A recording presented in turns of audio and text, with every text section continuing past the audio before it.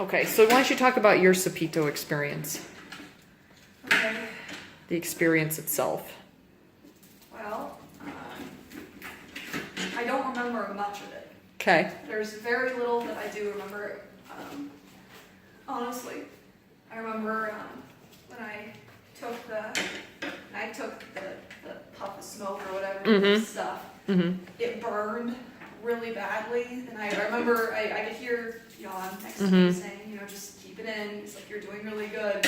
At the moment he said that, it was like when you get a head rush and there are little speckles of light. It was like there were these neon lines, sort of yellow and green lines that came in, and then the world faded away. And I heard Jan say, "You're doing really good," and I went, "No, I'm not! I'm not doing really good! Oh my god! I can't feel my body! Oh my god! Well, that's what you thought. That's what you thought happened. That's what I thought happened. Yeah. That's not what happened, though, right? No.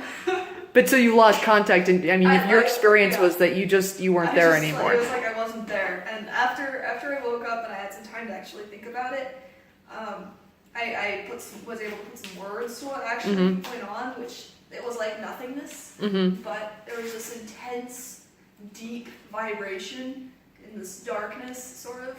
It was like being out in the universe or something. It was like whoa, whoa, whoa, whoa, whoa, Yeah, whoa. yeah. And it was like. I had that too. I know what you're talking about. The Yeah. metaphor that I came up with, or the I don't know what you would call it. It's supposed to be a simile, but it's like it was kind of like a big room with machines. You know, if you put earplugs in and walk into a big room with machines, and you can still feel and hear the hum, and then magnify that by like 1,000 times, and then make it like actual energy, just pure energy. You know, I mean. I wasn't really conscious enough to really realize it though, so that part wasn't traumatic. Okay. Really, because I wasn't really aware. Okay. It looked traumatic, but it wasn't, is what you're saying. Yeah, it wasn't. That Okay. Okay. I didn't remember any of it at all until when I went to sleep. We got back at 2 a.m. That. When I went to sleep, it was like I'd go to sleep and it was like the world would start to fade away every time I'd start to go to sleep. And I'd wake up and I'd like remember a portion of it. Okay. And I don't remember any of the other portions. The only portion I do remember is when Daniel, he was singing closer to the end of the session. He had the rattle in my ear when I was kicking my legs. Yeah, yeah. That was probably why it looked like I was being tickled. It was incredibly uncomfortable that moment, and it came back to me. I asked you guys in the morning if there had actually been singing, because I wasn't sure, but it was like his voice was all around me. It was like all around me, almost like my soul and his soul were dancing. Almost is sort of how it felt. Yep. And okay. I could still feel the vibration.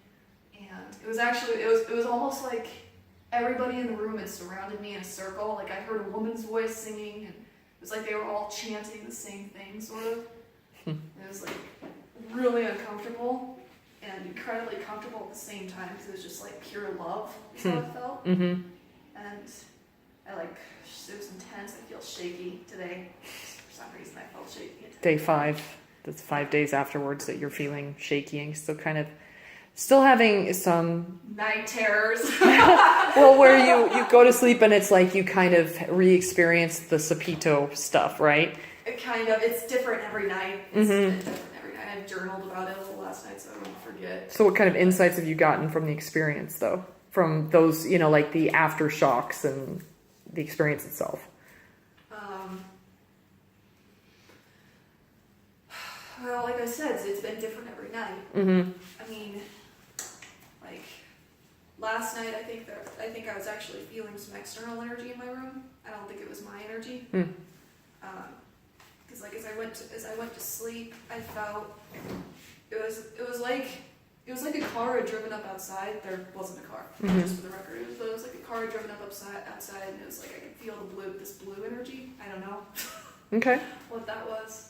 And I woke up and I felt like I was going to vomit. It's like every night right now I wake up and I feel like I'm gonna vomit. So what do you think the vomiting, that feeling is? I mean, I think it's emotions, like Dad's saying.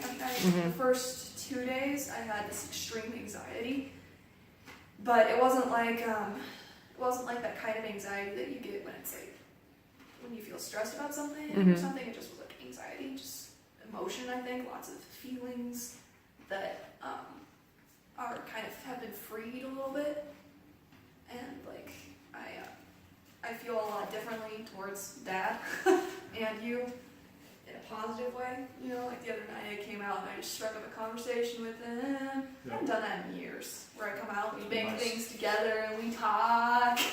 you kind of were aiming all of your whatever All my frustrations you had in the world, like it was like years, like centuries and centuries of agony and like passion, like all these emotions. I just kind of not necessarily caused by Dad, but just stuff that feelings. he was the scapegoat. Sorry, but you know. But and then I felt because I got that out of my LBL thing, but you know we've lived a lot of lives where we haven't gotten along very well. You, so I've had a lot of kind of anger and judgment. Sure. I feel like you're judging me because I think there have been lives where you've judged me pretty harshly. And I know like Dad isn't doing anything wrong. Mom is not judging me. Mom isn't doing anything wrong either. No one's doing anything wrong here. You know, consciously I'm like, okay, Lydian. You know, but after the Sapito thing, it's like I can kind of see that and feel it, I guess. I feel a lot differently towards both of you. I feel kind of more okay with you. I don't know how else to explain it. That's fine. That's cool. I can kind of see you. It does make as you sense, are yeah. In this life, where I don't have these other like layers of other selves within that either have or haven't been positive. You know, I can kind of just like see you as you are in this life, and in this life we're good, and that's nice. It is nice. We're very lucky in this lifetime, the three of us. Yes. Me and you are working some shit out, I think. Yeah. By being together. It's in fun a good though. way, I'm having fun me with and it him though. Are cool. We're Yes. cool. Yeah, I know you're already cool with each other. Yeah. So I got both here. You know. But like let's see, it was 2 nights ago that I woke up and I kept hyperventilating. Like 3 times during the night. I woke up and I couldn't breathe. Every time I place my hands on my chest, I would repeat to myself. First time I said it out loud, I am okay. I am okay. I would say it, you know, many times as I could until I worked up the courage to remove my hand from my chest and turn my light on. But so you controlled. I mean, we talked about that. I mean, control myself. Which I mean, we talked about like the mantra.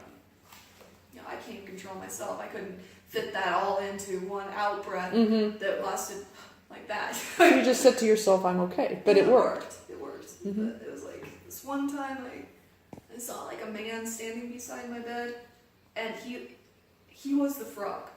That was the thing I didn't tell you. He was the frog. Okay, that's interesting. Except he was kind of weird looking, and I wasn't cool with him. and then I couldn't breathe. I had thought about a watermelon. I don't know. Okay. And then I heard your voice in my head, but it was also kind of my voice say, if you don't straighten your legs out, you're gonna have a bad trip. My legs were bent. It was like my legs were vibrating, so I straightened them out and I put one leg on top of the other, and then I was able to breathe again. Okay. What? Okay.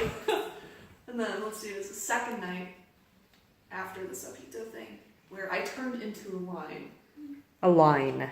A line. Like a straight line. A straight line. Like a line of energy. It's like my particles expanded and stretched and turned into a line. It was like, And that was like the night after. It was either the night after, the night after, the night after. How long do you think that lasted, that feeling? It was probably a second. Yeah, but it feels like an eternity, right? But it was not very long, I suppose. Probably. I don't really know. It was really weird. I've never experienced anything like that before. It was like I was on the line. I came in at the line. I could see it. It was like this, had all these colors. It was kind of in the darkness, and it was like this bright colored line. And then I rested on top of it, and then I became the line. And then I woke up. It was like I'm gonna throw up. Is it the night you came in? No, that was a different That was the next night. Yeah, and then I got up and I got water, and I said to myself, I turned into a lion, and I went, what does that mean? I went, I don't know. So do you feel like it was a good experience overall, Sapito, for you as a young person? Yeah. I remember when we went to do ayahuasca. When I was 13, we didn't. And we didn't do it, We yeah. decided But not to do it. we watched it, right? Yeah. Mm-hmm. I definitely think it would be a case-by-case thing. It's Mm-hmm. not something all 17-year-olds should do. Oh my God, no. No, Definitely no, no. not. Although Jan talked about that a 13-year-old did it like last week, that he was there with a 13-year-old who did it. And I bet it would be okay in certain situations, mm-hmm. but I mean, in all reality, that environment was loving enough that Mhm. it probably would have been okay Mm-hmm. for a lot of kids. It would have, but I mean, I've developed some control mechanisms for controlling my emotions. I've done a lot of hypnosis stuff, Mm-hmm. and like I kind of have a structure for the universe that sort of was able to fit into what I experienced Yeah. with the Sapito thing, Mm-hmm. where it still made sense to me. It was incredibly uncomfortable, but I was like, it's okay, just chill, it's gonna be okay, you're alright, you know? Mm-hmm. I have those voices, Yeah. but I mean, like when I was 13, I would not have done it when I was 13. I don't think I would have had the I control wouldn't have had you. mechanisms. We wouldn't have. You wouldn't have. I don't No. think I would have been able to control myself. I think I might have lost it. Mm. You know, Yeah. it definitely has to do, I think, with how much you can control your own mind, where you can at least say to yourself, "You're okay," you know, or you bring out the mommy self. It's not Pat a. yourself on the back. You know, Yeah, it's yeah. okay. Doesn't matter if you feel like it's okay. You just have to have somebody in your head saying, "It's okay, honey. Mm-hmm. It will end. You're not dying. It's okay. It's okay." No, that's true. That's true. And stuff. And like coming out of it, I had my head in the bucket. If I hadn't heard you talking to Jan, I think I might have went back into it. I actually spent some time thinking about it, because it was like I think I would have gone back into it. Why? I felt just trippy enough Mm-hmm. that, I mean, your voice, I was able to able to listen to you and what Jan was saying, and I'd tune in just enough that it grounded me. Mm-hmm. Where I was like, okay, that's Mom's voice, that's another guy, I don't really know him, but these are humans. Mm-hmm. You know, I was able to bring myself back down and be like, okay, right? Then I had the thought, you don't get to open your eyes until the bucket stops looking like a cartoon. Yeah. Right. Yes. Yes. And it did. And That's I good. let myself sit up. But, It did. Yes. yeah. I felt like the past couple of days, I felt a lot like smiling, like we're really intrigued with my mouth. I don't know.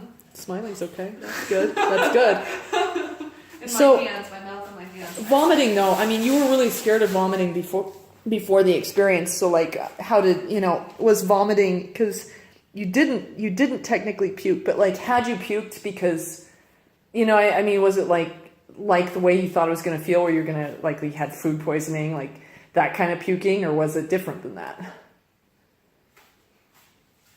When I had my head in the bucket, it was different. Okay. When I sat up and I was, had my eyes open and I was looking around, it felt a little like And you were more in your body I then. was more in my body. Yeah. Then it was more like nausea It and was more like dizziness. nausea and dizziness, yeah. But when you were like under, because the one woman, I mean, she was like, her head was in the bucket. She's like, blah, blah, I was thrashing around and screaming. I didn't even know. But nobody threw up any. I mean, it wasn't like vomiting. It wasn't like vomiting. It was like an emotional purging. Yeah. Yeah. No, it's okay. You're saying this. Okay. It was like an emotional purging. That's all. Yeah. But Yeah. what else did you have to say? Something about a big animal when I was breathing heavily. Oh, right. It was like maybe I went back through all my lives is one thought I had. It's like I went back through all of them one by one, and that was like somewhere around the first one or something. Because it felt really primitive. It was like I was looking into the face of a big animal, and either I was breathing heavily or the big animal was breathing heavily. And I think it was a bull. It was like some cow or bison or something. I don't know. Where I was like, the way I interpreted that was an animal. It's interesting. Animals breathing and stuff. But last night I started saying these. This was weird, actually. The cats were in my room, and I started saying these people's names out loud. Where there's like this group. One of them, the only one I remember was Kelly Green. And I said these people's names out loud, and I was like, I don't really like these people. And then I realized 2 of them were colors. Okay, Kelly Green was one of them. That's true. And then, and then I realized one of them just kind of didn't exist, and then there was a ringleader guy. And I sat up in bed, and I felt like kind of nauseous still. And I sat up, and I thought to myself, I want you to leave. That's what I'm saying. There's external energy in there. I went to this being. I said, I want you to leave. I don't want you in here. I want you to leave. You know, and after I started saying that, both the cats came over to me. Garfield sat on my lap, and Babel sat right in front of me. They both started purring. It was sweet. And I looked at vibrations. Yes, and I looked at them and I went, the only people I want in my room are you guys and other people I love. The only entities. You guys are okay entities. That's nice. And shortly thereafter, they started having a violent fight on the stairs, but whatever. Fair enough. Do you have anything to add? Any insights that you got? Or any other? I have lots, but I could go on and on and on and But on. you can write about it too. Yeah, Yeah, but it was a good experience. for me. Yeah, for you it was good. Even though it was painful, like it was valuable. Yeah, there's this sacral chakra thing. Mm. He was rubbing my lower back. Mm-hmm. I Right. felt like, I'm gonna go ahead and say it on camera because it's kind of weird. I felt like this sexual energy, like sexuality, Mm-hmm. sort of. It's not like, I don't know, being horny or something. It's just like sexuality. Just an opening of a chakra, Yeah. probably. Yeah. It's really strange. I've never felt anything like it before. It's sort of pleasant. I think it's something I've been needing to feel. I'm more at peace with that part of me, sort of, and that chakra is open now, where it's like not vibrating, spinning in some weird way. Okay, that's cool. Yeah. Mm. I have a lot more, but I should Okay. stop. Well, we can write about it. It's And lunchtime. we should wait. We should wait a few more days and then Give it a go. do another video and stuff, because over the course of like a month or so, Yeah. a lot of times it takes time for these kinds of experiences to make sense and stuff. So, yeah. It's great when I stop feeling like I'm gonna vomit at night. Yeah, I know. That would be nice. Yes. Okay.